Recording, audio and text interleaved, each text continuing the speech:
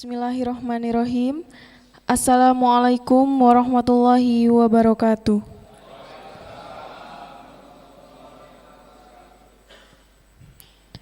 Selamat siang, salam sejahtera untuk kita semua. Kami ucapkan terima kasih dan selamat datang kepada yang terhormat anggota DPR RI Komisi 11 Fraksi Gerindra, Bapak Dr. Haji Jepri Romdoni, SE Esos MSIMM. Yang kami hormati Deputi Kepala Perwakilan Bank Indonesia Cirebon, Bapak Gatot Kurniawan. Yang kami hormati moderator kita pada acara hari ini, Bapak Ihtisab Apandi SH. Dan sekali lagi saya ucapkan selamat datang kepada seluruh hadirin yang berbahagia. Segala puji bagi Allah Subhanahu wa Ta'ala, Tuhan yang Maha Kuasa, atas segala nikmat yang tercurahkan kepada kita bersama, sehingga pada hari ini 5 Agustus 2023 kita dapat kembali bersuasapa dalam rangkaian acara seri diskusi publik bagaimana mengendalikan inflasi daerah.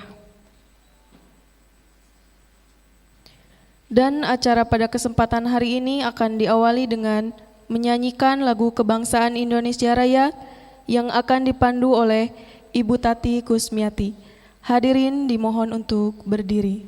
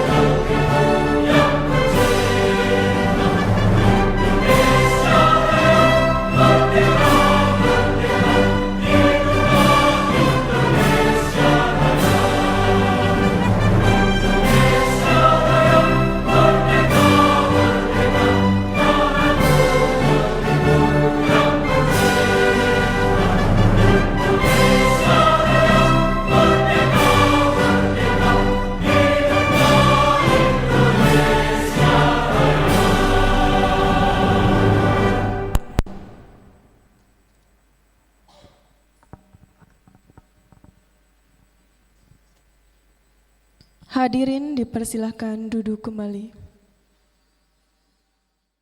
Marilah sejenak kita menundukkan kepala seraya berdoa terlirik harapan. Semoga rangkaian acara pada hari ini dapat berjalan dengan lancar. Dan doa akan dipimpin oleh Bapak Abdul Latif. Kami persilahkan. Bismillahirrahmanirrahim. Alhamdulillahirabbil alamin, hamdan syakirin, hamdan na'imin. Hamya Rabbana la rabbana wa jalla Allahumma salli wa sallim wa barik ala sayyidina Muhammad wa ala ali sayyidina Muhammad salatan taj'aluna biha min ahli ilmi dhahira wa batina wa tasruna bi ibadika salihin fid dunyana wa ukhrana wa ala alihi wa sahbihi. Allahumma ij'alna min ibadika salihin waj'alna min ibadika al-mukhlisin waj'alna min ibadika syakirin waj'alna min ibadika syakirin. Allahumma ij'alni wa ahli wa hadal makan li ta'atillah wa li ummati sayyidina Muhammadin sallallahu alaihi wasallam. Rabbana taqabbal minna innaka antas samiul alim wa tub 'alaina innaka antat tawwabur rahim. Rabbana atina fid dunya hasanah wa fil akhirati hasanah wa qina adzabannar. Wa sallallahu ala sayyidina Muhammadin bi sa'ati rahmatika wa fadli subhan wa salamun ala mursalin walhamdulillahi rabbil alamin. Al-Fatihah.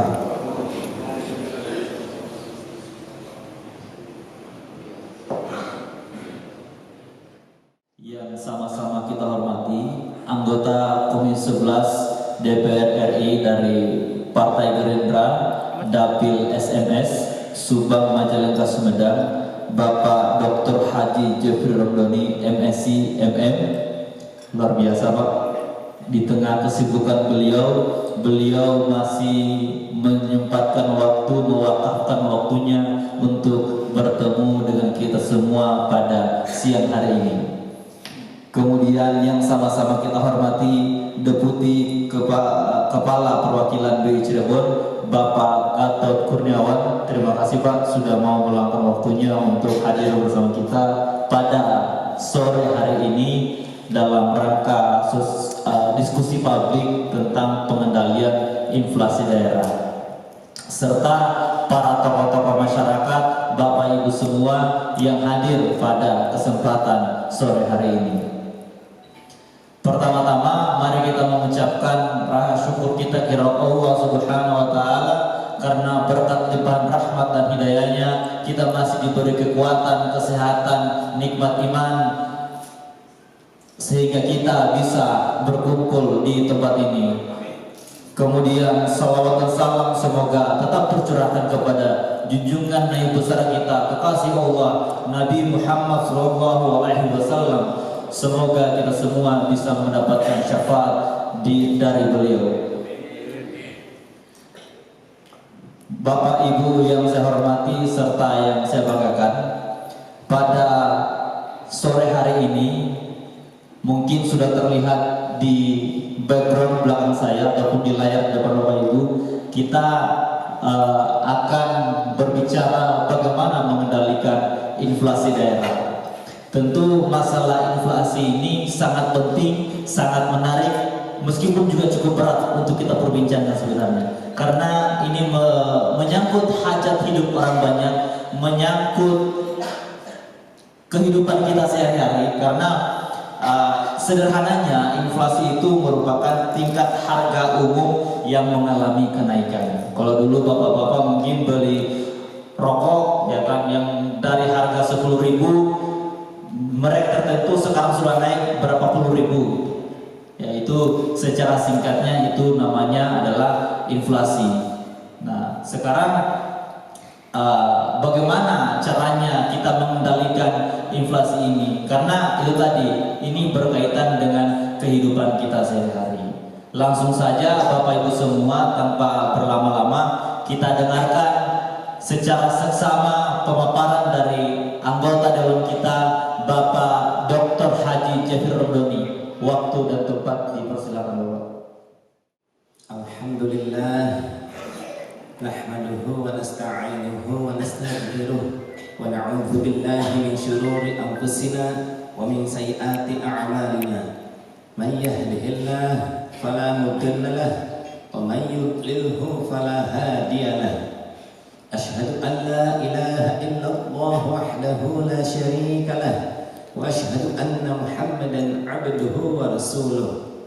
Allahumma shalli wa sallim ala sayyidina Muhammad wa ala alihi wa ashabihi ajma'in wa man tabi'ahum bi ihsan ila yaumiddin yauma la yanfa'u malun wa la banun illa man atallaha bi qalbin salim.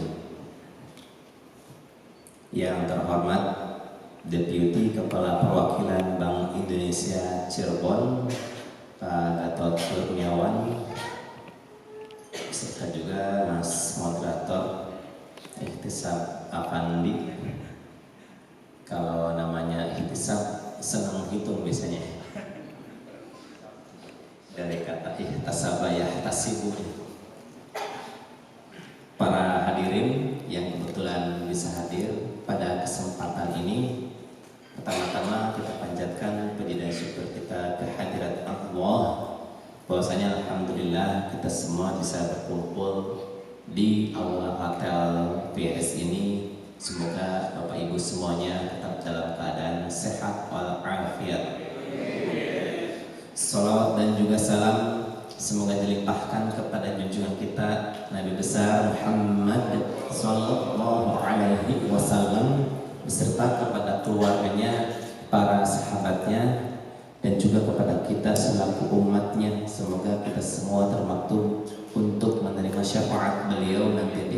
kiamat.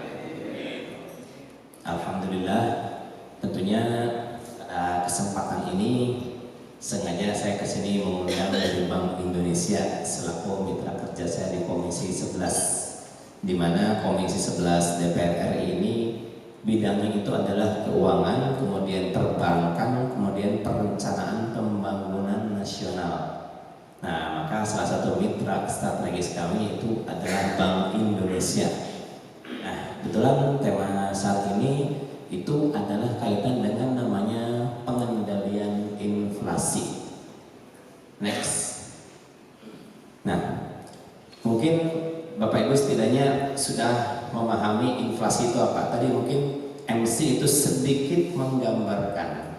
Jadi kalau misalnya apa, dulu satu rumah yang besar tahun 80-an mewah bisa didapatkan dengan jumlah misalnya cuma 100 juta. Mungkin kalau saat ini tidak mungkin ya, jutanya mungkin bisa saja berubah menjadi miliar. Nah, itu kan berarti ya harga-harga terus merangkak naik, jadi ya setidaknya mata uang itu memang ada pelemahan di situ ya. Jadi dengan uang segitu dulu cukup, sekarang tuh enggak. Zaman kita mungkin masih sekolah itu ada koin, kalau bekal tuh mungkin cukup antara 100 sampai 300 bisa dapat banyak ya. Sekarang bisa dapat apa gitu ya? Tidak laku, 1000 juga enggak laku gitu ya. Kalau dulu satu koin itu bisa jajan agak banyak gitu ya, seperti itu kira-kira. Nah, tentunya kami di DPR ini setidaknya merupakan lembaga legislatif. Jadi bidangnya itu adalah legislasi, di mana di sini kami memiliki peran untuk mengendalikan inflasi melalui proses yang namanya legislasi, kemudian juga ada pengawasan dan pengambilan keputusan terkait dengan yang namanya kebijakan ekonomi. Nah, saya di Komisi 11 itu memang salah satu bidangnya itu adalah itu. Tapi DPR sendiri tidak memiliki kewenangan langsung dalam mengendalikan inflasi, karena di sini kami bukan pelaksana. Jadi ada yang pelaksana itu berada di eksekutif ya, yang memang melaksanakan kebijakan yang sudah dirumuskan. Tapi DPR ini bisa mempengaruhi yang namanya kebijakan pemerintah yang dapat mencegah tingginya inflasi. Next. Nah, jadi ketika memang hendak dirumuskan apa, berapa dan bagaimananya itu memang benar-benar kita bicarakan dengan mitra. Ya, mitra strategis biasanya kalau bahas mengenai ini kami biasanya mengundang ada dari BI, ada Menteri Perencanaan Pembangunan Nasional, kemudian juga ada Menteri Keuangan. Nah, maka mungkin sebelum tema lain di sini saya juga akan memaparkan bagaimana DPR ini bisa berperan. Yang pertama itu adalah kaitan dengan legislasi sendiri, yang mana fungsinya itu adalah menyusun dan juga mengesahkan yang namanya undang-undang. Kemudian berikutnya ada juga kaitan dengan pengawasan kebijakan pemerintah. Lalu selain itu ada juga yang namanya pembahasan anggaran dan juga diskusi dan pemantauan kebijakan Bank Indonesia seperti yang kita lakukan saat ini. Next. Nah, ini mungkin sebagai contoh. Jadi kita memang memiliki tugas untuk menyusun dan mengesahkan undang-undang terkait dengan yang namanya kebijakan ekonomi. Jadi dalam proses legislasi kami di DPR RI ini memang bisa mempengaruhi yang namanya kebijakan ekonomi, yang bisa mempengaruhi yang namanya inflasi. Jadi misalnya kita di sini memperkuat kaitan dengan namanya kerangka regulasi untuk mengendalikan praktek kartel atau yang namanya monopoli yang dapat menyebabkan kenaikan harga barang dan jasa. Nah, jadi undang-undang ini memang secara general ini banyak. Kebetulan ya dalam hal legislasi itu memang yang menjadi bidangnya DPR RI. Nah, yang baru-baru kemarin ini salah satunya yang kita bahas itu ada kaitan namanya undang-undang desa ya, di mana di situ ada perubahan yang namanya masa jabatan, kemudian juga tunjangan dan yang lain-lainnya, termasuk ya dana transfer ke daerah, di mana kalau misalnya ada pemerintah daerah yang tidak menyalurkan desa, itu dari pusat bisa langsung menyalurkannya secara langsung. Jadi biasanya kan suka ada yang Pemda itu tidak mau ngasih gitu ya. Ini bisa disampaikan ya, sehingga ya setidaknya dari atas itu bisa langsung turun ke bawah. Next.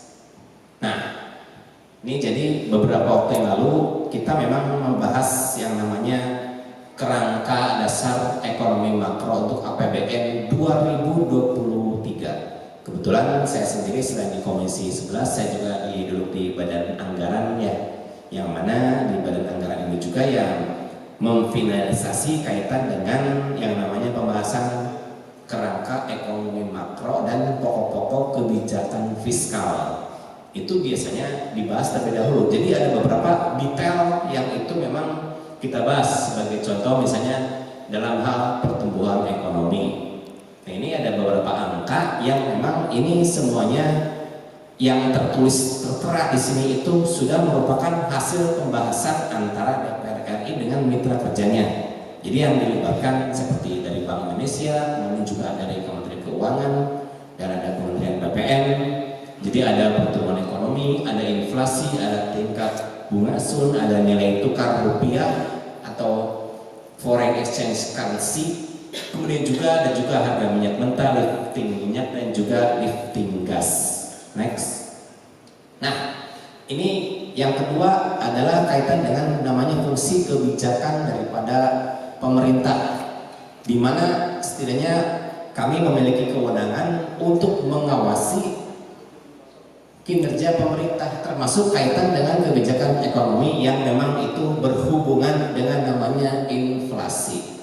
Nah, jadi kalau ketika undang-undang itu ditetapkan, biasanya proses selanjutnya dibuat aturan turunannya, bisa peraturan menteri ataupun peraturan pemerintah dan lain-lain, sehingga bisa dilaksanakan. Jadi ketika undang itu ketok, peraturan turunannya itu belum ada, itu belum bisa dilaksanakan. Nah, kan itu harus diterjemahkan kepada yang namanya beberapa macam peraturan, sehingga ya lebih teknis dan itu lebih jelas. Nah, di sini kami bisa mengawasi dan juga bisa memeriksa implementasi kebijakan yang sudah disepakati kaitan untuk mengendalikan yang namanya inflasi. Kalau misalnya ditemukan ada yang tidak efektif atau misalnya ada penyelewengan, kita bisa memberikan saran, kita bisa kritik dan juga ya setidaknya ada tindakan korektif kepada pemerintah. Jadi salah satunya mitra strategis kami ini pernah mengadakan program yang namanya GNPIP. Jadi GNPIP ini singkatan daripada Gerakan Nasional Pengendalian Inflasi Pangan. Nah, ini kan pangan juga sering terjadi inflasi. Jadi sebagaimana mungkin Bapak Ibu tahu, kalau mau hari besar datang seperti misalnya Idul Fitri, Idul Adha, kalau belanja harga pada naik ya. Kalau ini tidak ada yang bilang tidak kayaknya deh. Oh, pasti katanya. Ini pasti terjadi kenaikan. Nah, ini memang perlu kita telusur juga mengenai sebab dan sebabnya. Jadi ada beberapa faktor yang bisa menyebabkan terjadinya inflasi ini. Seperti misalnya kelangkaan daripada barang itu. Jadi kalau nyari barang langka, itu biasanya harganya akan menjadi mahal. Jadi meningkat. Nah, contoh ketika misalnya mendekati hari raya, biasanya kan ada yang mudik ya ke kampung halamannya. Nah, kan di tempat yang menjadi tujuan mudik itu kan menjadi banyak orang ya. Biasanya kan dari kota ke desa ya. Nah, otomatis kan biasanya ya tuan rumah itu kan jadi menyediakan ya logistik dan lain-lain seperti makanan berlebih kan. Sementara di daerah itu bisa saja produksinya tidak meningkat, jadi meningkatnya segitu-segitu saja, tetapi kebutuhannya meningkat. Nah, jadi kan lebih, padahal produksi bisa tetap. Nah, itu salah satunya. Jadi kaitannya biasanya kalau dalam ekonomi ini ada supply and demand gitu ya, ada permintaan di situ juga ya, ada supply ya bagaimana, apakah bisa ditutupi atau tidak ketika ya demand ini permintaan tidak bisa ditutupi oleh supply itu sendiri, ya itu akan terjadi peningkatan. Nah, selain itu juga bisa saja misalnya distribusinya yang susah. Jadi barang sebenarnya ada tetapi tidak terdistribusikan kepada masyarakat. Nah ini bisa menjadi kenaikan juga. Jadi kan susah, walaupun barang ada tapi tidak terdistribusikan dengan baik, itu akan menjadi susah. Karena itulah ya setidaknya BI ini kemarin gerakan namanya PNGN PIP ini jadi kaitan dengan pangan. Jadi mereka ini kemarin aktif. Jadi biasanya kalau membahas kaitan dengan currency apa-apa, kemarin BI itu sedang ngurusin cabai ya, tanam cabai, menyebar bibit, itu kemarin di tahun kemarin itu dilakukan. Kebetulan untuk Sumedang Majalengka Subang memang saya mengarahkan arahnya di mana dan di mananya ya seperti itu. Oke, next. Nah, sebelumnya kayaknya operatornya terlalu bersemangat. Nah, jadi kaitan dengan produksi, konsumsi, distribusi, ini semuanya bisa menyebabkan yang namanya inflasi di suatu daerah. Maka ini semua memang harus benar-benar diperhatikan. Jadi kaitan data, kaitan dengan hal-hal yang disebutkan itu harus benar-benar valid, setidaknya agar pengendalian inflasi ini itu bisa dilakukan untuk lebih efektif. Next. Nah, ada pada fungsi berikutnya yaitu anggaran, di mana kami membahas dan juga mengesahkan anggaran negara. Jadi dalam proses ini kita bisa mempengaruhi yang namanya alokasi dana untuk sektor-sektor yang bisa mempengaruhi yang namanya inflasi. Dan juga ya setidaknya ya seperti misalnya subsidi energi, kebijakan harga barang strategis. Jadi kami memastikan bahwasanya anggaran yang memang itu akan diketok setidaknya memang dialokasikan dengan bijaksana dengan mempertimbangkan dampaknya terhadap inflasi. Nah ini biasanya semua komisi pun membahas ini, baik dari komisi 1 hingga komisi 11. Kebetulan kalau pembahasan anggaran ini biasanya ketika sebagai contoh Bank Indonesia ini mengajukan, itu biasanya kami telah dulu kami teliti sebelum diberikan namanya persetujuan. Itu di sana. Jadi isinya kalau ada yang kurang efektif, tentu biasanya kami komentar nih, oh ini kurang pas. Atau kalau misalnya ada yang kurang gitu ya tentunya akan menjadi input sehingga itu ada namanya adjustment. Sehingga ketika sudah top itu memang pada dasarnya sudah disepakati bersama. Next. Nah, ini fungsi berikutnya yaitu diskusi dengan dan pemantauan kaitan dengan kebijakan BI. Ini seperti yang kita lakukan saat ini. Jadi ya setidaknya diharapkan untuk diskusi ini ya bisa meningkatkan literasi masyarakat kaitan dengan ekonomi ya. Salah satunya itu inflasi. Jadi kita lakukan diskusi dan pemantauan terhadap kebijakan yang diambil oleh Bank Indonesia yang merupakan otoritas moneter di Indonesia. Jadi misalnya kaitan dengan suku bunga, cadangan devisa, operasi pasar terbuka, ini yang dilakukan oleh BI ini kami berharap itu memang mempengaruhi namanya inflasi. Nah contoh pasar terbuka misalnya seperti yang di Majalengka pernah dilakukan beberapa waktu lalu itu pasar murah, mungkin Bapak Ibu ingat ya, pernah ada di BGM, itu memang kami yang menginisiasi. Jadi waktu itu saya ada di Jakarta di BI di pusat, langsung bicara dengan Deputi Gubernur Bank Indonesia. Ya kita dorong di lain tempat diadakan, di Majalengka belum ada. Saya bicara untuk misalnya tolong di Majalengka diadakan, dan alhamdulillah ya terlaksana.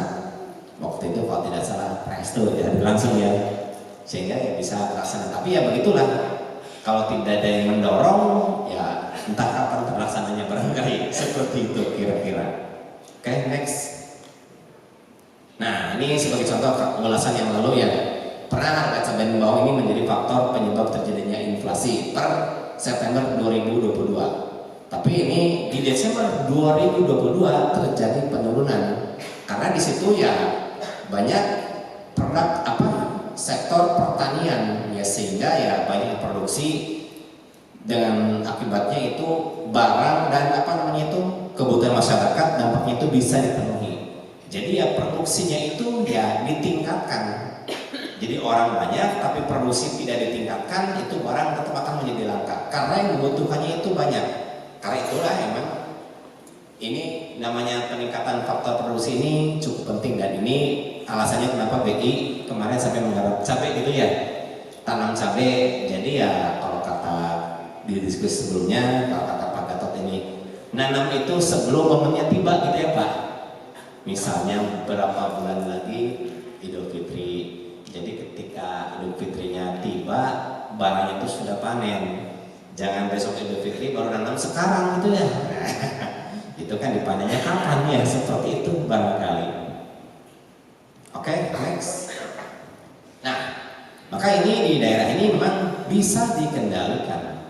Tadi ulasan mungkin yang disampaikan, yang artinya produksi lokal itu harus ditingkatkan. Ini penting untuk bisa mensuplai daripada kebutuhan masyarakat. Nah, apalagi di hari besar ini ya memang itu harus ditingkatkan. Kan ketika mudik, makanya kenapa inflasi tiap kabupaten kota ini bisa berbeda-beda. Nah, kalau lagi mudik itu kan artinya tempat yang ditinggalkan itu agak kosong ya, beralih ke pedesaan yang di situ terjadi banyak kebutuhan. Namun seperti misalnya di Jakarta yang memang biasanya datang untuk bekerja, ya itu kan kebutuhannya menjadi berkurang ya, karena orangnya itu berpindah. Nah, maka ini di pedesaan penting juga yang namanya produksi itu ditingkatkan. Nah, selain daripada itu, infrastruktur juga itu perlu yang ditingkatkan. Ini mungkin beberapa waktu yang lalu sudah diresmikan tol Cisumdawu ya. Saat ini katanya masih gratis ya. Tapi Bapak Ibu jangan salah tangkap, gratisnya sampai Cimalaka. Kalau Bapak Ibu ke Bandung, dihitung rate-nya dari Cimalaka ke Bandung, bukan yang ke Bandung gratis ya Pak. Barangkali habis ini ada yang lupa, kalau saya nggak ngomong nanti saya dianggap menyesatkan lagi.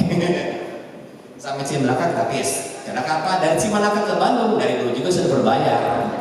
Jadi masih tetap namanya berlaku. Nah, ini kaitan dengan infrastruktur ini itu adalah kaitan dengan namanya distribusi. Jadi jalannya mudah, akhirnya barang bisa terdistribusi dengan baik. Mungkin Bapak Ibu pernah melihat ya di perapatan Kadipaten ada tulisan apa? Jalan mantap, ekonomi lancar ya. Itu ngacunya filosofinya itu kesini gitu ya. Jadi kalau jalan macet, ekonomi juga macet ya. Nah, jadi kan langka seperti itu kira-kira. Nah, kemudian juga setidaknya dengan harga dan distribusi pun perlu ini diawasi. Jadi kalau misalnya ada yang tidak wajar, nah ini harus ada tindakan segera. Biasanya kalau di Pemda ini suka ada namanya operasi pasar ya. Ketika suatu harga itu menjadi tidak terkendali. Nah, begitu pula distribusi. Kalau misalnya ada kejadian longsor apa dan bagaimana sehingga menyebabkan pasokan menjadi lambat. Nah, ini juga bisa menyebabkan terjadinya inflasi. Contoh di daerah yang memang medannya itu berat-berat ya, harus sampai ke mana? Kan ada di mana di Papua yang harga bensin itu menjadi mahal. Ya karena medannya pun susah. Ini ya soalnya distribusinya yang sulit. Nah, maka ini kaitan dengan distribusi ini juga perlu namanya mendapat perhatian. Nah, selain daripada itu juga ada namanya pendidikan dan juga literasi ekonomi. Jadi ini literasi ekonomi ini di masyarakat ini penting untuk ditingkatkan. Ya semakin banyak masyarakat ya memahami, tentu ya setidaknya ini juga bisa meningkatkan inflasi. Ini kaitan misalnya dengan rumah tangga bagaimana ya bisa di manajemen dalam hal keuangan internal keluarga gitu ya, seperti itu. Kan kalau kaitan dengan ekonomi kan muncul karena ada sebabnya kan. Saya ingin bertanya ke Bapak Ibu nih, kebutuhan atau keinginan Bapak Ibu terbatas nggak? Siapa bilang terbatas tadi? Hebat sekali. Tidak ya? Nggak terbatas. Bapak Ibu sudah punya rumah, pengen nambah rumah lagi nggak? Kan nggak selesai kan? Udah dapet mobil, pasti nyari mobil yang lain kan? Nah, aduh istri mah jangan. Ayo itu. Nah, pertanyaan kedua, dengan keinginan yang tidak terbatas, uangnya terbatas nggak? Nah, ini muncul namanya ilmu ekonomi. Kurang lebih begitulah ya kira-kira. Next. Oh, udah habis ya. Saya sebelumnya kalau masa ada profit, tapi memang udah tahapannya sampai sini. Jadi ini ringkasan daripada bagaimana mengendalikan inflasi. Kalau ini memang pernah saya paparkan di desa, tapi sebenarnya bisa juga sama juga dengan daerah ya. Jadi peran pemerintah daerah pun tentunya sangat penting. Jadi kami di legislatif ini yang memang mendorong kaitan supaya inflasi ini bisa ditekan, ya, sehingga setidaknya kehidupan masyarakat itu bisa menjadi lebih baik. Mungkin demikian yang saya sampaikan pada kesempatan ini. Saya ucapkan terima kasih atas segala perhatiannya. Mohon maaf atas segala kekurangan. Aqulu qawli hadza wallahul muwaffiq ila aqwamit thoriq. Wassalamualaikum warahmatullahi wabarakatuh. Singkat, padat, dan juga jelas ya.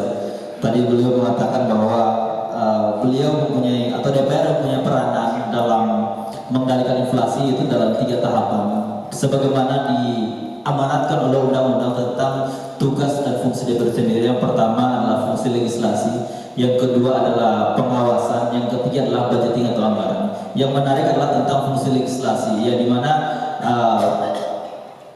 kebijakan yang dibuat pemerintah itu bisa mempunyai pengaruh, ataupun kebijakan yang dibuat oleh DPR bisa mempunyai pengaruh terhadap pemerintah, terlebih lagi dalam hal membuat undang-undang atau legislasi. Tapi yang harus diingat bahwasanya membuat undang-undang tidaklah mudah. Membuat undang-undang tidak sama seperti membuat surat cinta untuk Starla mungkin ya, karena di situ Pak Jeffrey tidak sendirian, ada konfigurasi politik dalam DPR sendiri.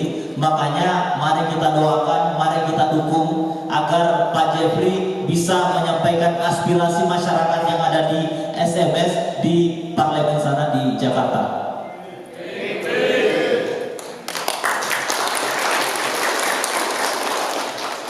Bapak Ibu semua, tadi juga sempat disinggung oleh Pak Jeffrey bahwasanya apabila inflasi meningkat itu akan menambah dampak buruk terhadap masyarakat.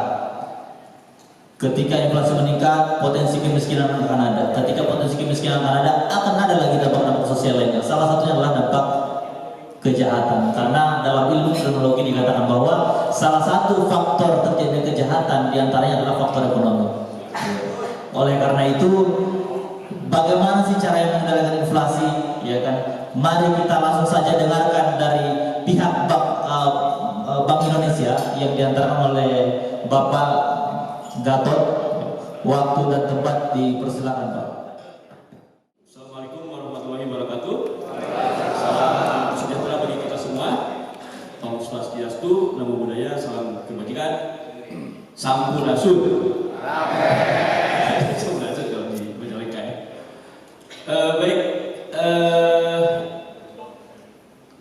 saya diminta oleh Bapak Jeffrey untuk memberikan materi ya terkait dampak inflasi dan saat lagi bagaimana mengendalikannya, gitu ya. Ya karena BI yang secara undang-undang diberikan wewenang untuk mengendalikan inflasi ya. Terus bagaimana hubungan kami dengan Bank Indonesia dengan DPR? Lanjut, materi sudah ya. Ini jadi kedudukan BI di urusan ketatanegaraan ya. Jadi memang ada apa namanya, BI itu adalah pernyataan bahwa BI itu independen ya, independen. Tapi jangan salah ya, independen itu bukan independen artinya BI itu sebagai negara dalam negara ya, tidak ya. Nah ini kaitannya. Jadi independensi BI itu sejauh menyangkut kebijakan-kebijakan tugas-tugas pokoknya, gitu ya.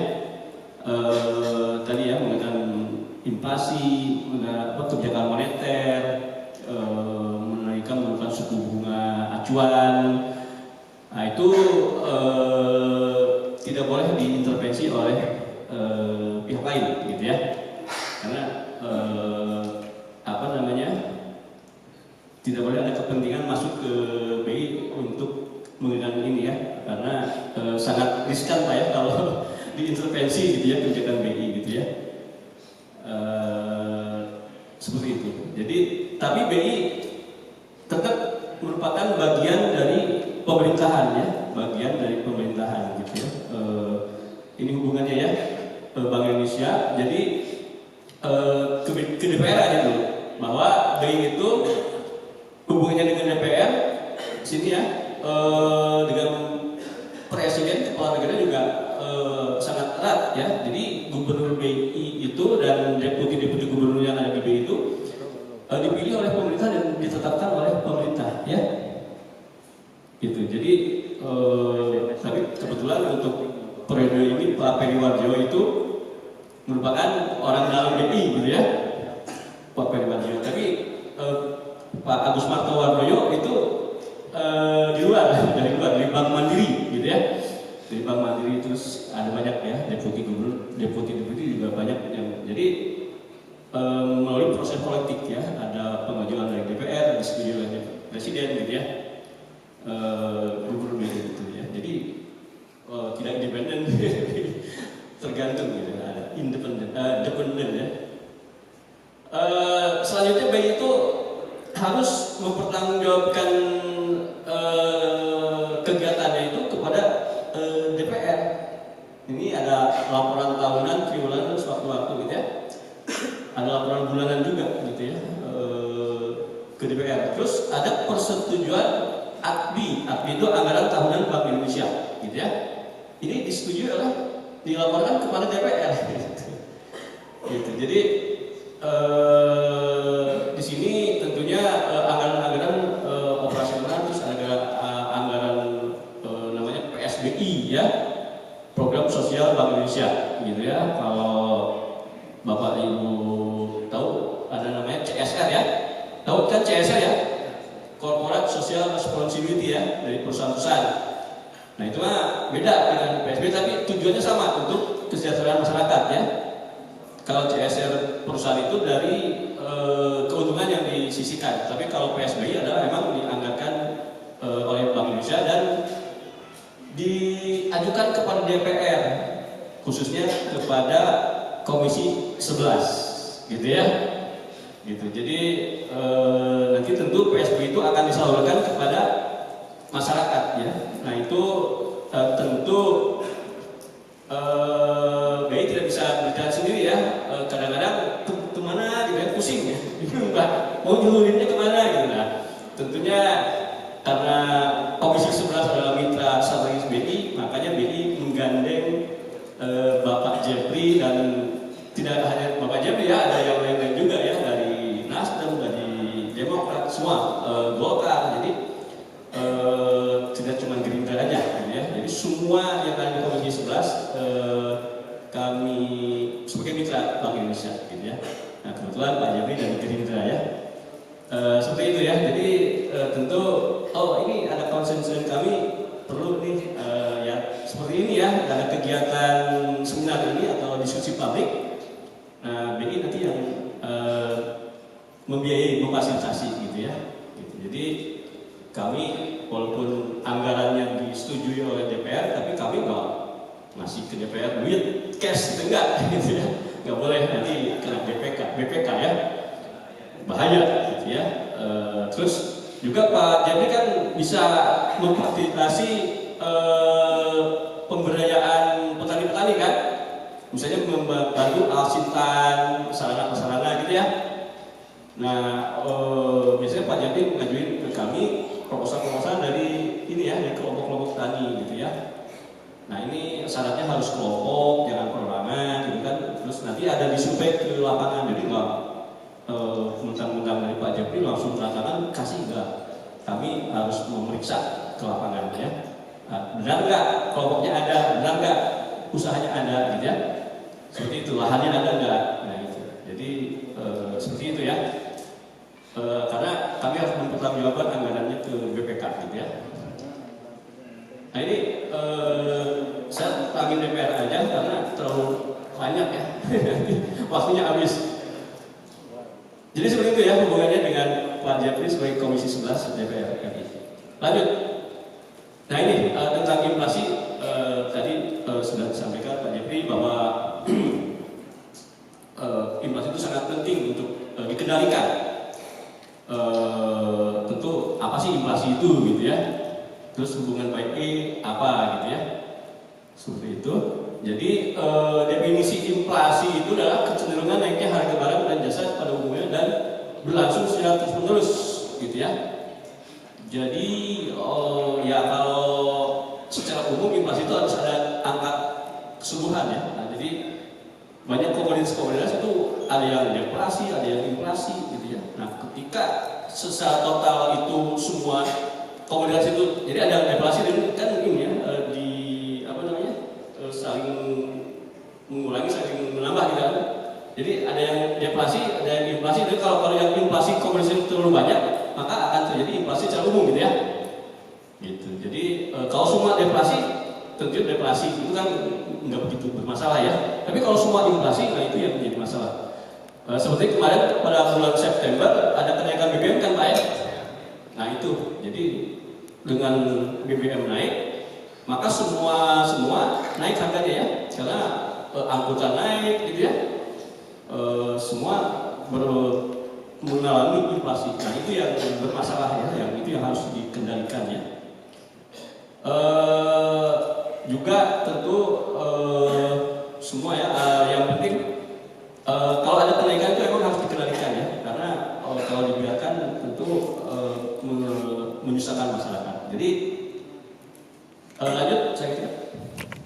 Nah ini ya, jadi kalau inflasinya rendah stabil, maka daya beli masyarakat itu terjaga ya. Masyarakat bisa beli makanan, bisa beli ini, nanti duitnya masih bisa untuk usaha gitu ya, untuk usaha modal gitu ya. Nah itu. Terus iklim investasi kondusif, karena tentu kalau masyarakatnya sejahtera, nanti orang-orang investor luar negeri akan melihat, oh Indonesia aman gitu ya, sehingga nanti investor akan masuk ya, investor masuk membiayai kegiatan-kegiatan ekonomi di negara kita gitu ya. Kalau semuanya bagus, tentu pertumbuhan ekonomi positif dan berkelanjutan dan masyarakat sejahtera gitu ya. Nah ini kaitannya ya, kalau inflasi terjaga. Tapi kalau inflasinya tidak terjaga, itu inflasi harga-harga tinggi, nanti bapak-bapak perasaan baru gajian ya, baru perasaan baru terima upah, kok udah habis lagi ya. Akhirnya tabungan yang ada aja ceng-cengan ya, mungkin ada celengan, ada tabungan di bank gitu, diambil ya, bukannya nambah malah habis gitu ya. Nah itu kalau inflasi tidak terjaga gitu ya. Tentu kalau udah chaos gitu masyarakat, karena ini banyak kejahatan ya, dan kalau udah begitu banyak disusupi pihak-pihak luar, terjadilah demo gitu ya, demo. Nah udah investor akan lari gitu ya. Kalau investor lari, kegiatan ekonomi perusahaan-perusahaan mandek, udah pertumbuhan ekonomi akan turun ya, masyarakat akan susah tidak sejahtera. Nah ini kaitannya, makanya inflasi itu sangat penting ya. Inflasi itu harus dijaga karena menyangkut hajat hidup orang banyak gitu ya. Gitu. Penting sekali ya inflasi dijaga. Makanya tepat sekali Pak untuk ini ya, untuk tema ini sangat penting ya. Bagus sekali temanya, Pak Jadil ini meminta kami untuk menerangkan apa itu. Lanjut. Nah ini ya, inflasi itu bisa dikarenakan ada di sisi supply, bisa karena demand ya. Jadi sisi supply ada produksi, distribusi, tata niaga, ada dampak inflasi. Jadi kalau produksinya terganggu, maka tentu kalau demandnya tetap aja. Kalau ini produksi terganggu, maka akan naik ya. Jadi produksinya karena ada gagal panen, ada hama, ada apa, itu pupuk, pupuk kan mahal kan? Pupuk mahal, itu akan mempengaruhi harga dari produksinya ini, maka harga akan naik, gitu ya. Jadi bisa karena tanamannya terkena hama atau biaya inputnya itu mahal, ketika pupuk mahal, maka akan inflasi juga. Terus distribusi tadi sudah disebutkan oleh Pak Jabri ya. Kalau jalanan rusak dari sawah-sawah yang agak jauh, itu bisa nyampe misalnya dolak, mana itu terganggu ya, jembatannya putus apa gitu ya, itu juga bisa menyebabkan kenaikan harga gitu ya. Terus terlambat nyampe ke pasar gitu ya. Nah itu jadi mungkin rusak ya, barang-barang rusak karena lama kehujanan. Kalau cepat kan langsung hujan lewat, nggak kehujanan. Tapi kalau jalan rusak itu bisa kehujanan rusak gitu. Nanti naik harganya. Tata niaga, nah ini mungkin adanya mungkin mafia-mafia ya, tata niaga ya. Misalnya ada apa namanya monopoli ya. Ada monopoli itu seenaknya naikin harga ya, karena nggak ada lawan gitu. Semua dikuasai oleh suatu konglomerasi sehingga dia menentukan harga saja. Ini juga nggak boleh. Secara undang-undang nggak boleh ya, ada konglomerasi yang monopoli itu. Pengelolaan dampak adil price, nah ini juga sisi supply ya, karena tadi ya, karena bensin naik, semua naik, itu akan mempengaruhi sisi supply. Demand, nah kalau demand tadi ya bertambahnya penduduk. Nah, kalau nggak di KW itu penduduk akan boom gitu ya. Itu bertambahnya penduduk tentu akan bertambahnya orang yang harus dikasih makan, gitu ya. Intinya kalau produksi tetap, nah itu akan inflasi, gitu. Terus meningkatnya konsumsi masyarakat tadi ya, ada HBKN ya, kalau Lebaran, tahun baru itu tentu masyarakat banyak yang berkonsumsi ya. Itu kan meningkatkan inflasi juga. Jadi terus euforia berakhirnya COVID. Nah COVID kan udah selesai. Ya kayak bebas aja gitu ya. Langsung main gitu ya. Sehingga udah kabur tidak dogan ya. Jadi konsumsi masyarakat meningkat. Nah, sedangkan produksi kan belum tentu. Produksi lagi bermasalah karena pupuk lagi, karena ada perang Ukraina Rusia. Jadi ternyata bahan-bahan baku beberapa bagian dari pupuk itu dihasilkan di Rusia dan Ukraina, di daerah itu. Nah, karena terjadi perang itu distribusi ke negara kitanya terhambat, sehingga harga pupuk kan susah. Iya, mahal. Kadang-kadang wah mahal juga nggak apa-apa kalau ada mah. Gitu. Kalau sudah nggak ada, apa yang dibeli gitu. Itu. Jadi itu juga kemarin dampak Ukraina juga terasa di kita, gitu ya. Itu yang menyebabkan inflasi juga. Nah ini kaitan dengan Bank Indonesia gimana? Jadi Bank Indonesia itu kebijakan moneternya itu menyangkut ke demand, permintaan. Jadi Bank Indonesia itu kalau pemerintah terlalu banyak sisi fiskalnya banyak menyalurkan bantuan-bantuan itu pembangunan, maka biasanya uang akan menurun nilainya, gitu ya. Itu dampak negatifnya, uang akan jatuh menurun, gitu ya.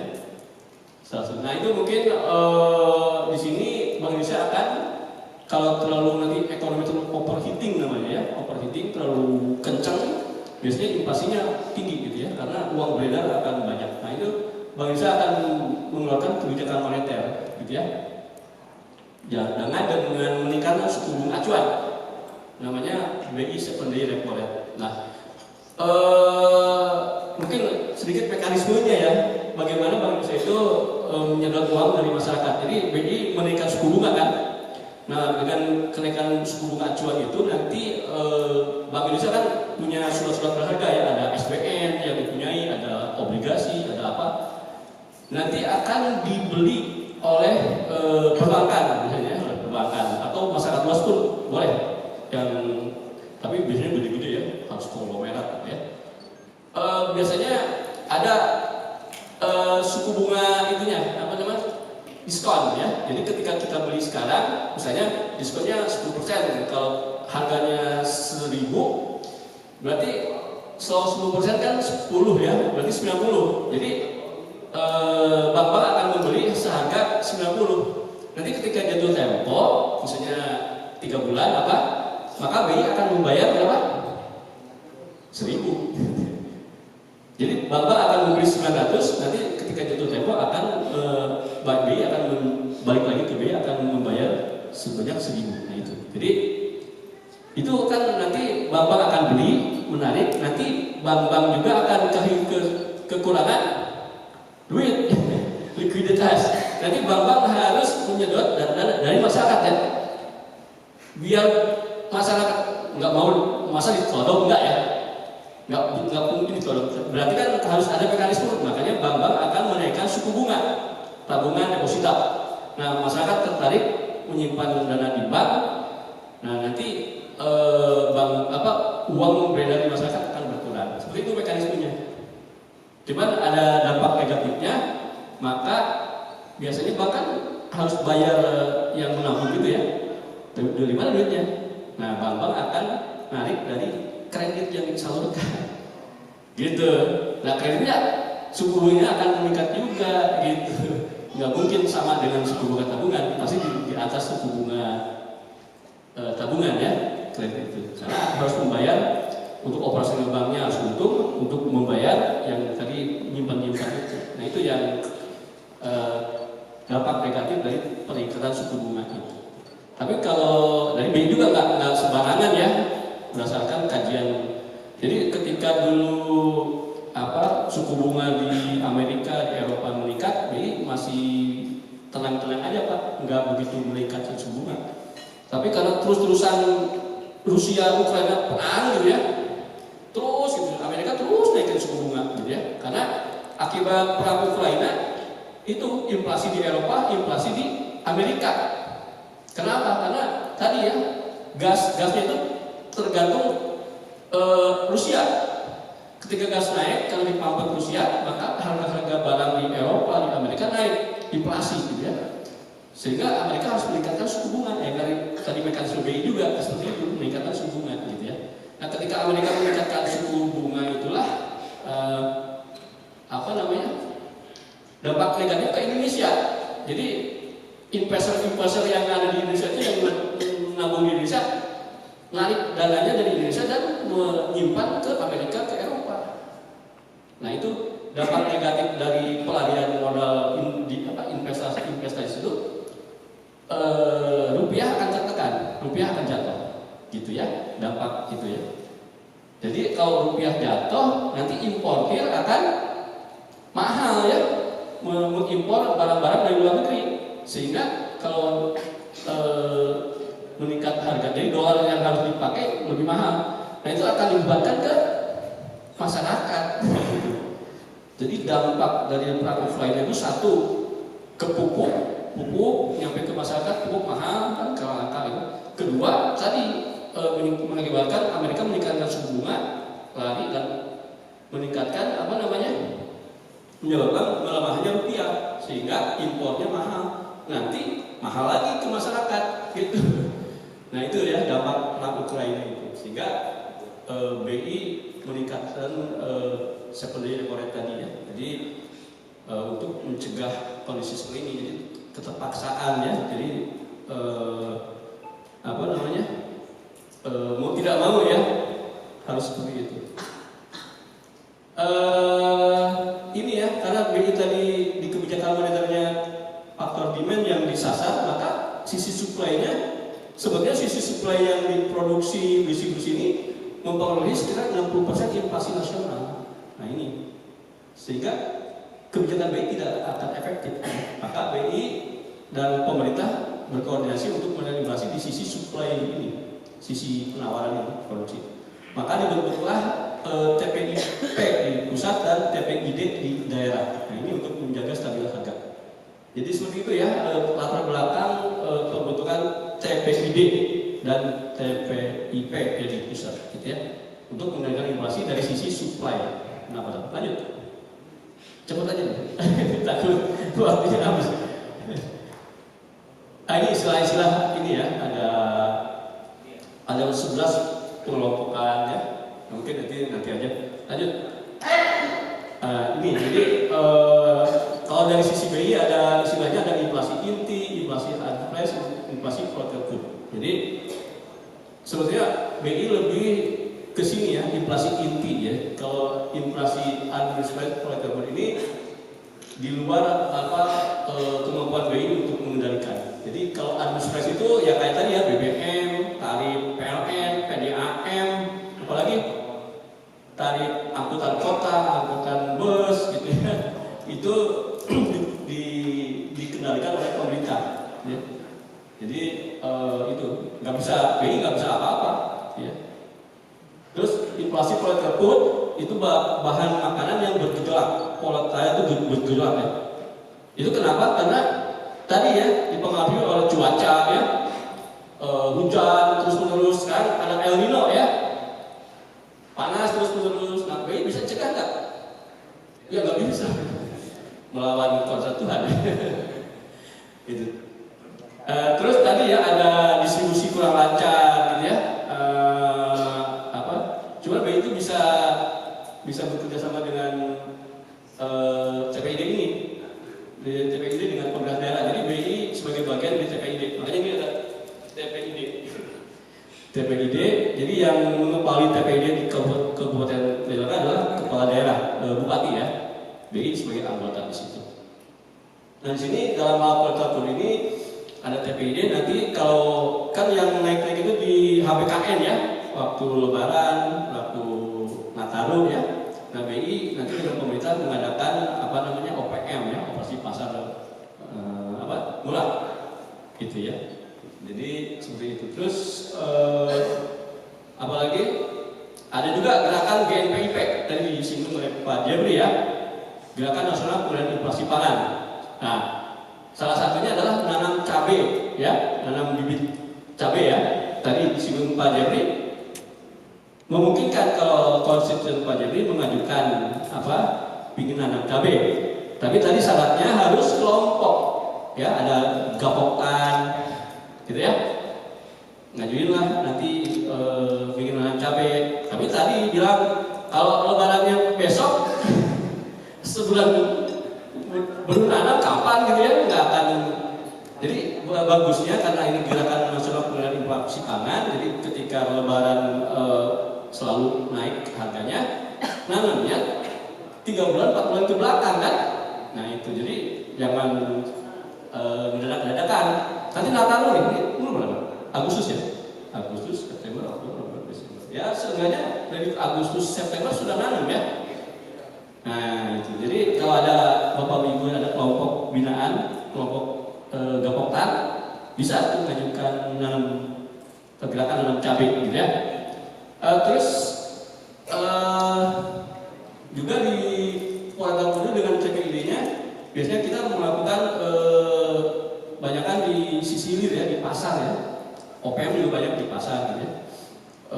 Ada juga sidak-sidak ya, sidak-sidak dengan kepolisian gitu ya. Jadi jangan sampai ada penimbunan gitu ya. Itu juga menyebabkan harga naik kan. Banyak yang nimbun. Terus ada juga yang kemarin itu minyak kelapa. Minyak kelapa itu yang curah terutama ya, yang curah yang susah gitu ya. Ternyata banyak ya, ada aja yang bikin tahu-tahu ada merek baru gitu ya. Merek-merek baru yang premium ya. Nah, itu sebetulnya mungkin ya disinyalir itu sebenarnya minyak curah gitu. Sehingga ketika dikemas kayak bukan minyak curah lagi, sehingga minyak curah langka ya, naik harga. Nah itu kan kerjaan-kerjaan ya yang tidak bertanggung jawab. Nah, itu yang harus diberantas. BI biasanya dengan kepolisian ada sidak-sidak ke gudang-gudang kemana ada penimbunan apa gitu. Itu ya seperti itu ya yang dilaksanakan BI. Sebetulnya BI juga di sisi produksi ya, BI juga sebetulnya ada tugas pemberdayaan ekonomi masyarakat ya.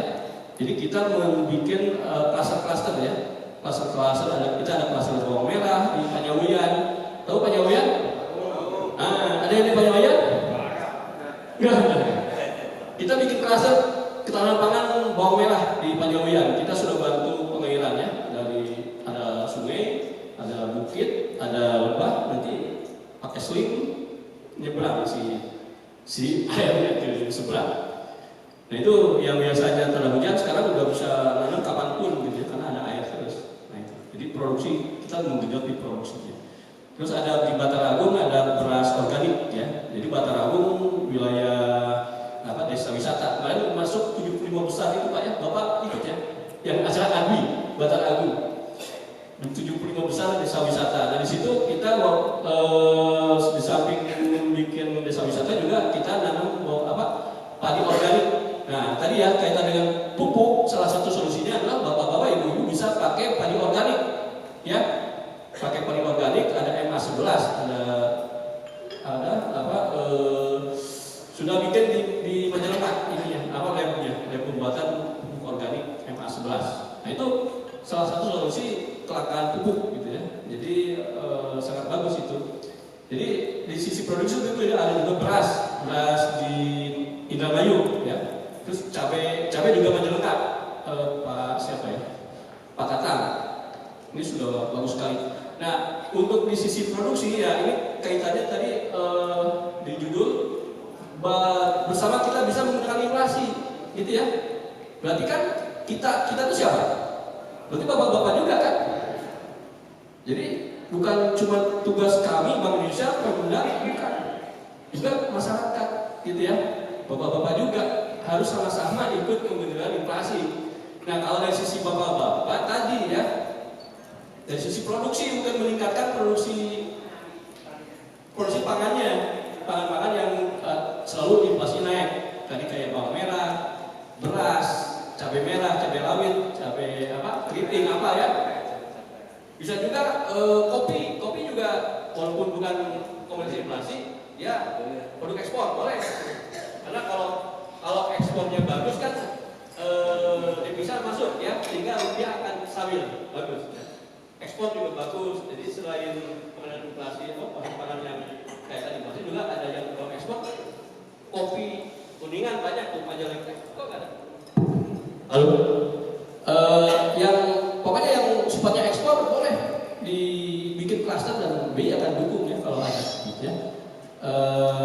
Terus kopi apalagi kalau ada ini ya klaster dan mungkin Pak ini sekarang itu telur ayam dan daging ayam lagi naik ya. Karena apa? Pakan. Salah satu penyebab daging ayam dan telur ayam naik adalah pakannya. Kenapa? Karena ternyata banyak serealia biji-bijian itu diproduksi oleh wilayah perang sekarang. Rusia Ukraina di situ, ya kan? Nah, bahan baku itu yang lagi jarang sehingga bahan pakan ternak naik, sehingga mempengaruhi telur dan daging ayamnya. Terus apa yang naik sekarang? Martabak. Ya, di inflasi kami bingung kenapa ada martabak itu masuk gitu. Saat ini kenapa? Ternyata martabak telurnya naik, tepungnya juga naik karena tepung-tepungan itu diimpor dari wilayah perang Rusia. Nah itu jadi silakan ya. Kita kan bersama-sama mengenai inflasi ya. Mungkin dari sisi bapak-bapak kalau ada komoditas-komoditas yang unggulan di daerahnya bapak-bapak itu digerakkan lah gitu ya, dibikin klaster ya, dibikinlah mungkin kelompok taninya kalau belum ada gitu ya. Jadi nanti memungkinkan kita bantu gitu ya. Karena kita nggak boleh bantu PSB kita tuh ke perorangan, nggak boleh. Jadi harus ke kelompok. Jadi mudah-mudahan yang di sini tergerak hatinya ikutlah gitu ya, meningkatkan produksi bahan-bahan pangan inflasi ini dengan menggerakkan potensi yang ada di daerahnya. Ya. Tadi ya dibikinlah kelompok taninya. Kenapa? Karena untuk nanti minta bantuan kan seperti itu ya. Jadi nanti Pak Jepri juga bisa bantu saprotannya gitu ya. Nanti bapak-bapak bikin proposalnya, ajukanlah ke kami ya. Yang mungkin karena Pak Jepri konsepnya ya nanti Pak Jepri akan bilang ini konsep kami gitu. Kami akan perhatikan gitu ya. Mungkin seperti itu ya.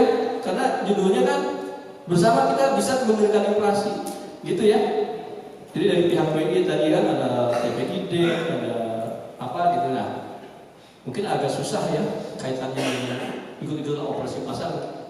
Kecuali Bapak Ibu punya produk bawang merah, cabai merah, nanti kita jual di operasi pasar kami gitu ya.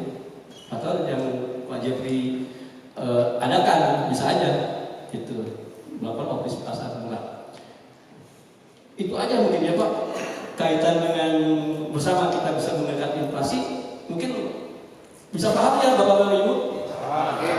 Jadi kami harapkan Bapak Ibu ikut memikirkan dari sisi supply-nya, meningkatkan supply dari komoditas-komoditas yang menyebabkan inflasi ini.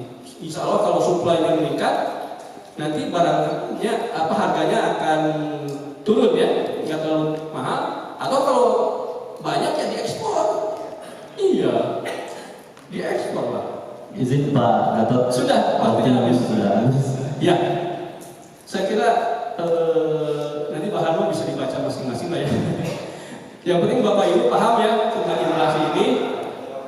Mudah-mudahan apa yang saya terangkan ada manfaatnya buat Bapak Ibu sekalian. Demikian, Assalamualaikum warahmatullahi wabarakatuh. Ini sangat penting biar tidak menjadi kekeliruan berpikir bagi kita semua, karena memang di Indonesia itu ada namanya distribution of power atau pembagian kekuasaan.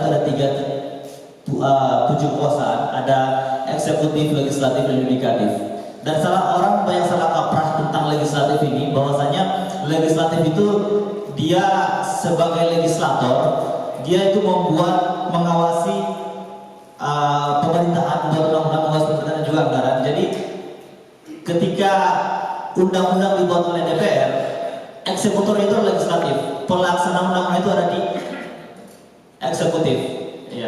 Ketika terjadi pelanggaran terhadap undang-undang itu, maka kewenangan berganti kepada yudikatif atau penegak hukum. Nah, di mana peran DPR? Seperti yang disampaikan oleh Pak Jeffrey tadi.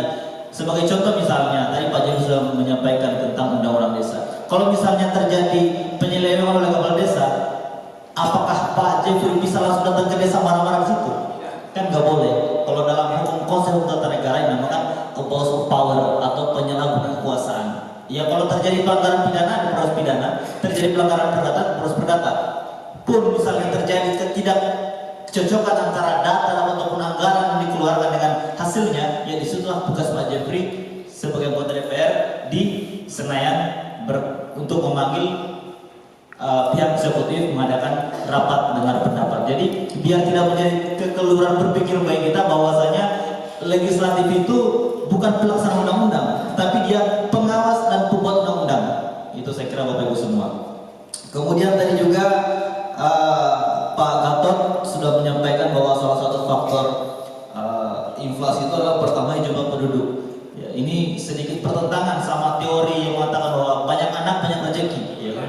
Banyak istri juga harus banyak rezeki sebenarnya. Tetapi itulah realitas yang ada saat ini, bahwasanya memang kondisi perekonomian apalagi Indonesia sebagai negara berkembang sedang memasuki fase negara maju, tetapi terkadang banyak tantangan-tantangan yang harus kita hadapi. Salah satunya tantangan ekonomi, apalagi tantangan global, dampak perang antara Rusia dan juga Ukraina sangat berdampak kepada Indonesia, karena kita tidak bisa terlepas dari pasar global karena kita sudah masuk dalam dunia industri global. Mungkin itu yang saya bisa tangkap dari dua narasumber hebat kita.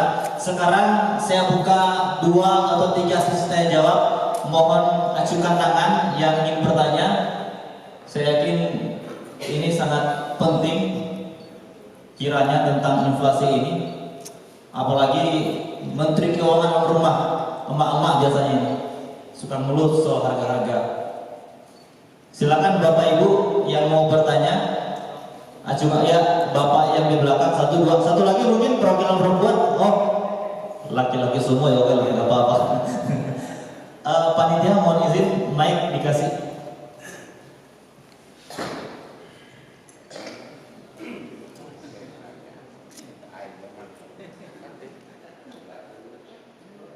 Yang sana, yang pertama tadi.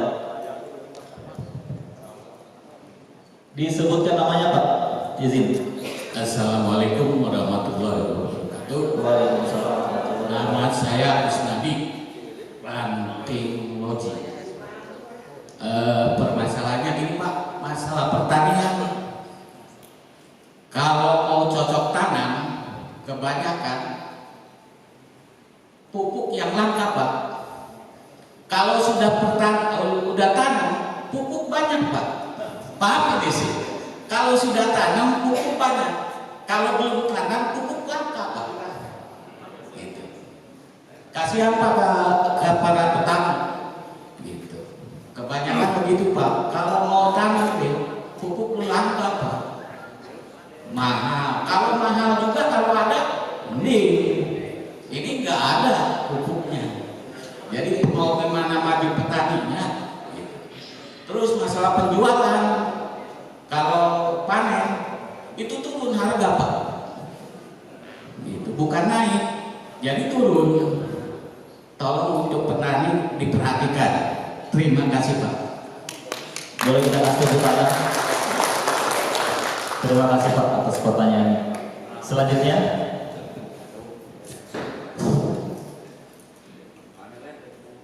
Bismillahirrahmanirrahim. Assalamualaikum warahmatullahi wabarakatuh. waalaikumsalam. Perkenalkan, nama saya Supandi dari Jati Tujuh. Yang saya hormati Dewan kita yang sangat terhormat, Mama Jati. Yang alhamdulillah tidak terasa kepada kita sentuhan-sentuhan untuk membangun kemesraan di antara tim Gerindra. Yang saya hormati ke Deputi, yang saya pertanyakan, alhamdulillah saya terima kasih kepada pemerintah yang banyak kebijakan-kebijakan, peraturan-peraturan yang dikeluarkan demi kepentingan yang di atas yang di bawah tidak berkurang. Contoh sedikit sekarang yang dirasakan, Alsintan turun apa? Contoh seperti Komben. Sekarang banyak mengeluh para petani yang kecil yang biasanya panen, enggak panen Pak. Jadi yang punya padi itu sekarang itu yang punya sawah. Kalau yang biasa cocok tanamnya itu ya sekarang nggak punya. Makanya sekarang itu para pengumpul padi kesusahan untuk mencari padi itu, karena di barang petani yang di bawah nominal itu tidak ada, karena adanya itu di pemilik. Terus kebijakan dari pemerintah mengenai kartu tani, saya sangat berterima kasih. Apa maksud dan tujuan kartu tani? Apakah mau menimbulkan efek yang lain oknum mau keluar? Contoh ini, orang ini punya sawah 3 hektar, kok dapatnya cuma 3 kintal atau 4 kintal. Jadi agak susah waktu itu, sedangkan harus benar-benar kita beli itu harus menggunakan kartu keluarga sama tani itu, harus berubah itu, membingungkan para petani. Akhirnya para petani mau gimana caranya aja, yang penting kami bisa mendapatkan pupuk. Nah, kebijakan itu menurut kami kurang tepat, kurang kena, atau mungkin pembinaannya kurang pas, sehingga ya di para petani ini akhirnya kewalahan juga mencari pupuk, yang akhirnya timbullah, kok kenapa ada kartu tani begitu? Ceritanya ada di pabrik gula, karena penggelembungan masalah pupuk. Pak petani itu nggak bakalan korupsi masalah pupuk, nggak bakalan. Dia 1 hektar butuh sekian ton, masih segitu buat apaan? Kecuali kalau nanam tebu mungkin itu udah 40% udah pasti kelihatan gitu. Tolong kami minta kebijakan dari yang terhormat, cara untuk mengatasinya. Karena ini melihat inflasi, bukannya inflasi itu ya dari majalah itu kan jalan lancar ekonomi lancarnya Pak. Jadi saya itu meminta tolonglah kebijakannya gimana untuk rakyat kecil. Contoh sekarang para yang punya traktor Pak, yang punya penggilingan padi Pak, sangat susah mencari solar Pak. Sangat dipersulit untuk mencari solar. Kebijakan itu bagus, tapi menurut pelaku yang di bawah itu ya kurang, karena susah. Kami minta apakah kebijakan itu mementingkan yang di atas atau yang di bawah. Mungkin itu aja yang saya sampaikan. Mohon maaf sekali lagi, saya minta kebijakan-kebijakan peraturan-peraturan yang dihadapi oleh yang dikeluarkan oleh pemerintah, tolong kami minta dianulir atau minta koreksi lagi, karena ini sangat bertentangan dengan inflasi Pak. Sekarang itu Pak, uang 100.000 nggak ada gunanya, pendapatan 50.000 aja susah Pak, menurut saya susah karena tidak punya pekerjaan. 100.000 itu sekarang kecil Pak, cuma masuk ke apa dapat apa, tapi pendapatannya susah gitu. Terus tolong Pak Dewan yang di atas DPR RI, kebijakan-kebijakan masalah kebijakan dari kepala desa tolong perhatikan, jangan terlena dengan keasikan kepala desa menggabung-gabungkan di sana itu didukung. Apa kerja beliau? Apakah benar-benar menyentuh ke masyarakat atau tidak? Begitu aja yang saya sampaikan. Mohon maaf.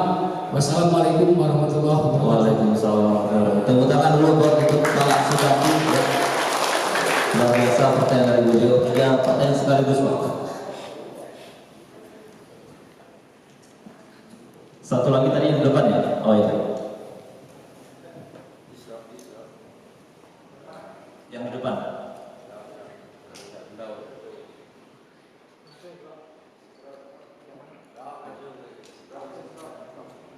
Izin disebutkan namanya sama langsung ke substansi pertanyaan Pak. Mohon izin.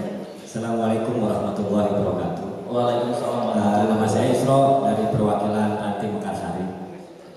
Langsung aja Pak, buat Pak Jepri juga Pak Dewan, mungkin ya Pak Deputi. Ini kayaknya bersangkutan Pak.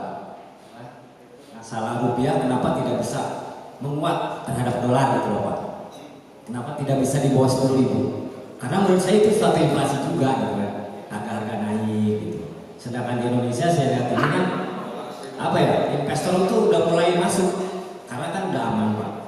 Kenapa saya lihat tadi di apa gambar Pak Jepri 14.800 ya. Nah maksudnya kenapa Indonesia itu nggak bisa di bawah 10.000 gitu Pak? Maksudnya buat menekan ya kayak tadi para petani biar bisa beli pupuk, biar harga uang 100.000 itu ada artinya, karena emang 100.000 kayaknya sekarang kayak udah gak ada artinya gitu Pak. Seperti itu. Mungkin apa karena keadaan politik di luar negeri atau gimana? Ya mungkin saya minta alasannya dari Pak Jepri sama Pak Deputi Gubernur BI Cirebon. Makasih. Assalamualaikum warahmatullahi wabarakatuh. Waalaikumsalam warahmatullahi wabarakatuh. Luar biasa Bapak Ibu semua. Total ini ada 3 orang yang bertanya, tetapi saya hitung ini pertanyaannya ada 5 totalnya. Yang pertama masalah pupuk, terus penjualan katanya turun harga Pak. Kemudian juga yang pertanyaan pertama sama Pak Supadi tadi, substansinya saya pikir sama, masalah pertanian. Kemudian juga Pak Supadi menambahkan tentang Karhutani maksud dan tujuan itu apa. Kemudian yang terakhir ada Pak Isro, kenapa rupiah tidak bisa menguat terhadap dolar? Apa yang menyebabkan itu terjadi? Gitu. Mungkin bisa langsung dijawab Pak. Silakan ya. Yang tadi ya Pak, tadi ya tentang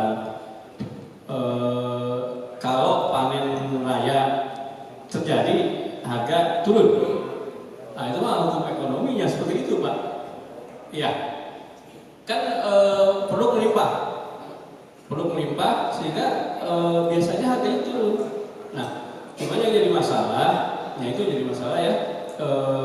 Ini karena bargaining power dari petani itu kecil, sehingga bisa didikte oleh pembeli ya, oleh yang agregator ya, oleh pedagang besar. Nah ini kayak ayam waktunya dipanen harus dipanen, karena kalau nggak dipanen biaya pakannya terus ya.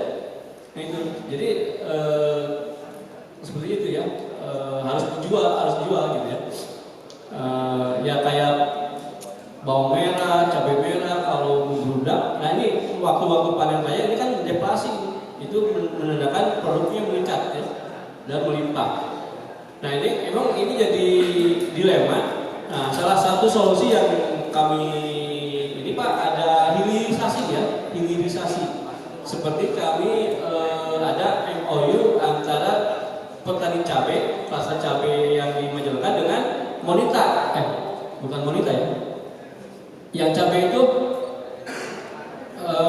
dengan pasarmu ya, penjualan ke pasarmu. Terus kalau bawang merah itu ada dengan Monita. Jadi nanti Monita yang membuat bawang merah itu ya, ada apa yang diolah jadi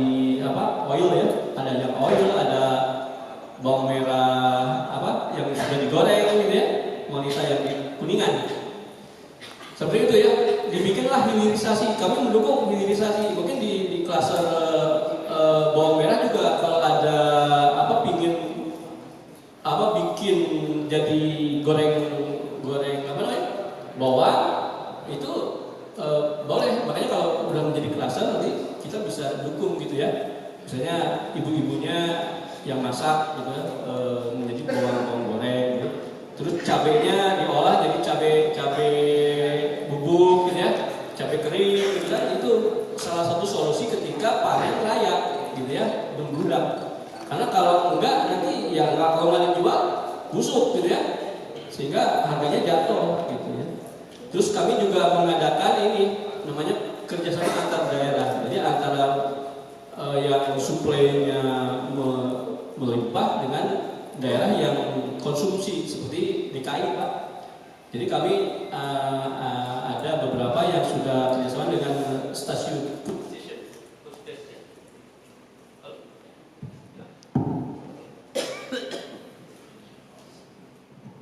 Dengan food station ya. Jadi namanya KAD, kerjasama antar daerah. Nanti ada MOU ya.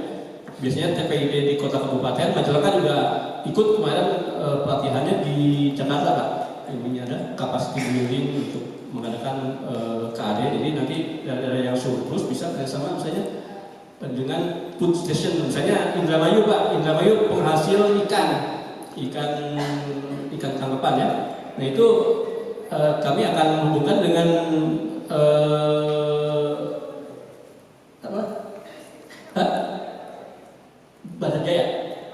Dharma Jaya, akan ada food station, ada Dharma Jaya yang agregator itu ya di Jakarta. Nanti kalau salah ikan kembung gitu ya. Nanti kalau Majalengka ada yang potensi mesti bawang merah, nanti kita hubungkan dengan food station gitu. Nah itu mungkin solusi-solusi agar ketika panen raya tidak jatuh harganya tadi ya. Jadi di hilirisasi dibikinlah cabai kering, cabai olahan, cabai bubuk gitu ya. Nah mungkin ini bapak-bapak ibu-ibu bisa jadi penggerak perubahan di daerah masing-masing ya. Nanti ada kalau mau studi banding ke klaster-klaster kami bisa. Jadi mungkin nanti ke Monita, ke pasti yang sudah ada di di Majalengka itu Pak Tatangnya enggak Pak Tatang yang cabai merah. Di Argalingga itu sudah bikin cabai-cabai olahan. Begitu ya. Mungkin ya jangan berkecil hati ketika panen raya. Ya emang secara logika pasti turun gitu. Cuman bagaimana cara menyikapinya lah yang perlu kita pikirkan ya tadi ya. Ada bikinlah cabai-cabai olahan, bawang-bawang olahan. Terus mungkin nanti Pemda setempat akan bekerja sama dengan food station mungkin ya. Kalau panen raya nanti kami bilang nanti ke food station ini ada barang bagus bawang merah lagi panen, mungkin nanti bisa dijual. Jadi harganya nggak asal-asal ditentukan oleh si agregator yang seenaknya kan. Wah tahu lagi panen raya biarin aja harga kita tebak berapa kan kalau dibiarkan juga akan busuk akhirnya lepas ya. Akhirnya rugi ya misalnya. Jadi kami selalu memperhatikan itu ya. Nah, apa lagi tadi ya yang menyangkut tadi yang Bapak ini ya, apa tadi pertanyaannya? Dolar, kenapa enggak 10.000 gitu? Ya baik. Jadi tentu nilai rupiah pun tentu akan menjadi komoditas ya. Kalau dibilang komoditas, jadi ya kayak tadi ya, kayak kalau rupiah murah kan menarik untuk luar negeri ya. Ketika rupiahnya terlalu menguat, nanti akan menjadi harga barang ekspornya itu terlalu tinggi, gitu ya. Ngerti nggak? Jadi kalau rupiah turun emang bagus kalau untuk importer ya Pak ya. Importer jadi beli barang dari luar negeri akan murah importer.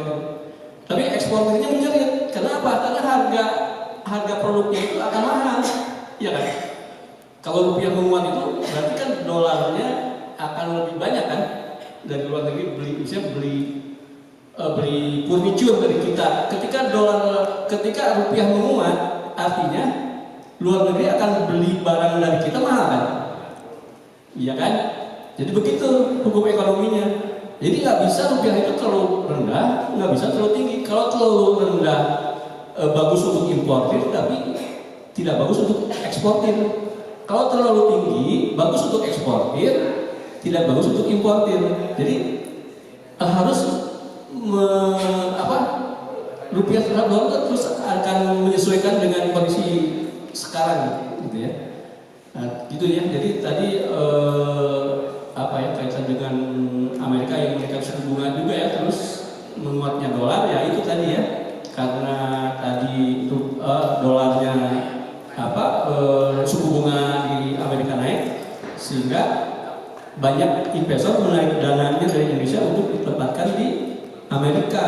Nah, sehingga dolarnya menguat, rupiah anjlok gitu ya. Nah, itu emang kondisi sekarang seperti itu ya. Jadi emang global lagi bermasalah, tapi seenggaknya kalau kita bandingkan dengan Turki, inflasinya lebih bagus kita. Turki sampai 60-70%. Lebih susah dari bapak-bapak ibu-ibu.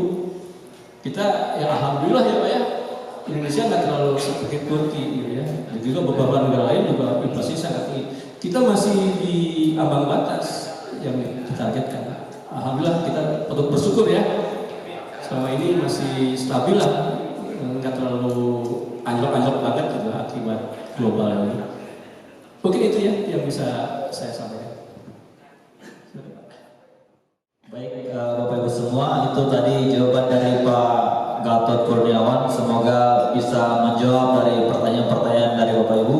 Selanjutnya, mari kita dengar jawaban singkat dari Bapak Dr. Haji Jefirunoni. Waktu dan tempat dipersilakan. Oke, terima kasih untuk pertanyaannya. Jadi mungkin kalau yang pertanyaan pertama saya menanggapi sedikit ya. Jadi pada intinya kalau misalnya suatu barang dalam kondisi itu dia tidak laku, pasti diobral ya. Mungkin prinsipnya begitu, misalnya ada yang jualan nggak laku, daripada cari untung gede nggak dapat, akhirnya dijual murah. Nah, prinsipnya seperti ini. Jadi kalau misalnya ketika mau panen kan dibutuhkan, itu biasanya banyak pengusaha cara itu juga kan. Tapi ketika sudah panen kan buat apa gitu ya? Masih lama, jadinya daripada ini mungkin tidak terpakai gimana, akhirnya menjadi murah. Jadi diobral dari balik modal daripada terbuang gitu ya, sehingga kerugian menjadi lebih. Mungkin itu kalau disederhanakan bahasanya seperti itu ya kurang lebih. Nah, ini kalau saya tangkap dari penanya kedua, sepertinya lebih banyak kepada aspirasinya ya. Kaitan dengan apa yang sudah direncanakan oleh pemerintah, mungkin dalam ini di Kementerian Pertanian.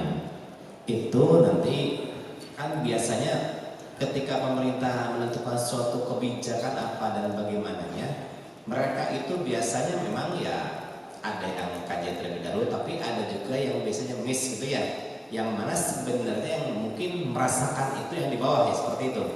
Nah, itu sebenarnya bisa disampaikan ya. Mungkin Bapak kalau misalnya ada dirasa kebijakan ada yang tidak pas itu, kalau misalnya mungkin di tingkat pusat bisa disampaikan ke saya secara tertulis sehingga menjadi dasar. Kemudian saya akan sampaikan ke komisi terkait, karena kalau kaitan pertanian ini secara spesifik itu kan di komisi 4 ya. Jadi biar teman kami yang nanti setidaknya mendiskusikan dengan kementerian terkait. Tapi di sini ada dasar bahwasanya ada memang sejumlah permasalahan akibat ada kebijakan yang sudah dilakukan. Jadi misalnya mungkin seperti menganggap suatu kebijakan tidak pro rakyatnya seperti itu bisa disampaikan. Jadi kalau di anggota DPR yang menyampaikan, pasti pemerintah juga akan setidaknya menyimak itu dan akan mengkaji kembali.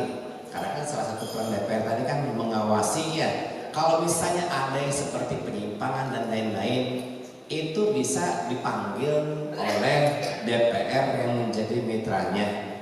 Jadi dinyatakan ini kurang efektif sehingga dilakukan pembahasan. Nah, kayak tadi Kementerian Pertanian itu pasti ketika memang mendapat di DPR sendiri mendapat laporan, itu biasanya bergerak itu dalam Komisi 4. Tapi kami kan di sini dari fraksi Gerindra kan dari 1 sampai 11 ada semua, dan ya saling kenal. Jadi kalau misalnya ada permasalahan yang terjadi di luar mitra kerja, itu biasanya kami sampaikan ke komisi bersangkutan agar diteruskan ke mitra kerja yang bersangkutan, sehingga permasalahan itu bisa terselesaikan. Ya mungkin intinya di sana ya Pak. Teknisnya mungkin tadi banyak ya, sebab mungkin mencatat ada kartu tani, ada kemudian ada yang lainnya, dan ada beberapa ya seperti itu.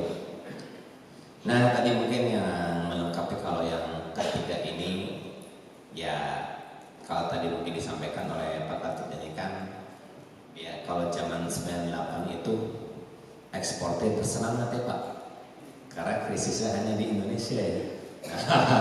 Jadi biasanya ya ternyata kan menjadi meningkat gitu, tapi kalau impor ya repot. Nah ini mungkin di tengah itu harus kita, karena ya hal ini terjadi ya faktornya itu banyak. Jadi masalahnya US dollar ini kan hampir digunakan di seluruh negara ya untuk transaksi lintas negara, tidak hanya dengan Indonesia tapi juga di negara lain. Jadi ini biasanya digunakan untuk transaksi lintas negara. Jadi semuanya menggunakan currency, walaupun tidak semua ya, ada juga yang tidak menggunakan US juga. Ini satu, dia dominan di situ. Kemudian juga ya, ini biasanya perubahan itu juga terkait dengan ya perubahan suku bunga juga. Misalnya pada Amerika ada bank sentralnya kan The Fed ya, itu dia menaikkan yang namanya suku bunga, ini pasti akan berpengaruh juga terhadap kurs. Jadi tidak hanya ke Indonesia tapi juga akan berdampak kepada negara lain. Nah itu di sana. Nah kemudian juga ya ini biasanya kaitan dengan mata uang beredar. Contoh kalau di kita nih, misalnya mungkin bisa saja yang berpikir solusi ini kan rakyat banyak yang kurang uang gitu ya misalnya, kemudian berpikir dicetak sebanyak-banyaknya. Nah tapi ketika dicetak terlalu banyak bukan menyelesaikan masalah ya. Jadi kan nanti orang berpikir wah berarti banyak uang tersebar, yang misalnya akan berpikir bisa menaikkan harganya sehingga inflasi itu tetap terjadi. Nah ini juga kaitan dengan misalnya mata uang lain, siapa yang banyak memendam gitu ya, dan di negara lain itu bisa mengacu kepada inflasi tersebut. Ya mungkin kalau di kita ini salah satu langkah untuk mengurangi itu biasanya ketika dulu terjadi ya beberapa orang yang pegang dolar di Indonesia yang merelakan dolarnya, sehingga ya bisa menekan itu gitu. Nah seperti itu, tapi itu memang biasanya ya personal masing-masing ya, tergantung daripada para pebisnis itu. Demikian mungkin jawaban dari saya. Terima kasih. Baik, boleh kita kasih tepuk tangan untuk dua narasumber kita. Luar biasa setelah memberikan jawaban-jawaban dari pertanyaan Bapak Ibu, semoga bisa menjawab apa yang menjadi keresahan Bapak Ibu semua. Baik Bapak Ibu, ternyata yang bertanya tadi mendapatkan hadiah dari panitia. Boleh yang bertanya tadi maju ke depan untuk mendapatkan door prize. Teman-teman panitia boleh dibantu.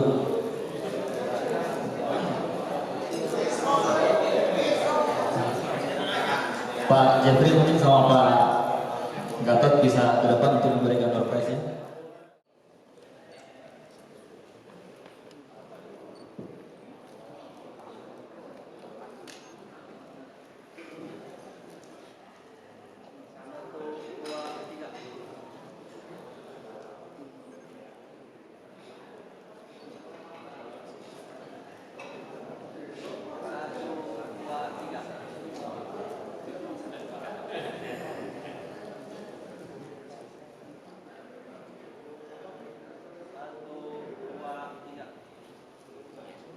Boleh foto bersama dulu Bapak.